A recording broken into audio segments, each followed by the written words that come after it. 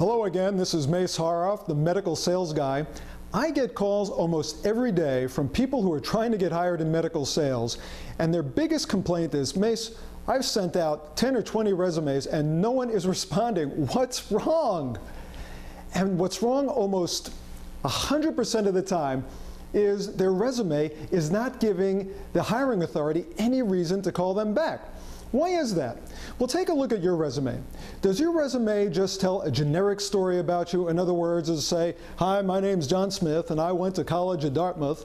I majored in engineering, and since then I've been working for Pitney Bowes selling postal meters, and since that time I was #1 in my division. I'm also a member of the Rotary Club, play golf on weekends, have 2 children, 2 dogs, 2 bicycles, and I'm too busy to make any more money than I'm making at Pitney Bowes. So what I'm trying to do is to get hired with you. Well, that approach isn't going to work. And here's why.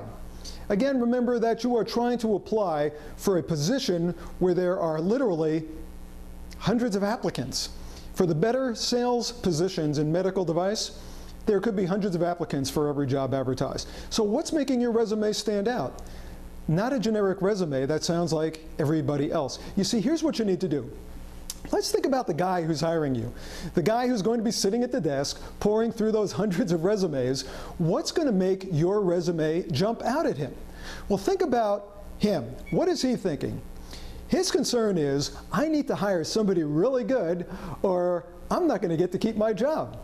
And in terms of hiring somebody really good, what does that mean to him? Well, what it means is the person that he hires has to be able to do 2 things. They have to be able to, #1, move market share, and #2, they have to be able to grow market share. Because unless you can do that, he's not going to look very good. And remember, he's more concerned about himself or herself than he or she is about you. So you need to give them what they want. Your resume needs to say, I'm going to make you look good. Now, there are many ways of doing this. Far too many ways than I can get into here, but just keep it in mind. The whole premise of selling is WIIFM, what's in it for me? Your resume has to do that, has to answer that. Your interview skills have to answer that. Anytime you're in front of someone who can hire you or buy from you, you have to be able to tell them what's in it for them if they do business with you or if they hire you. So take that approach. Go ahead and look over your resume. And if it doesn't do this, here's my suggestion.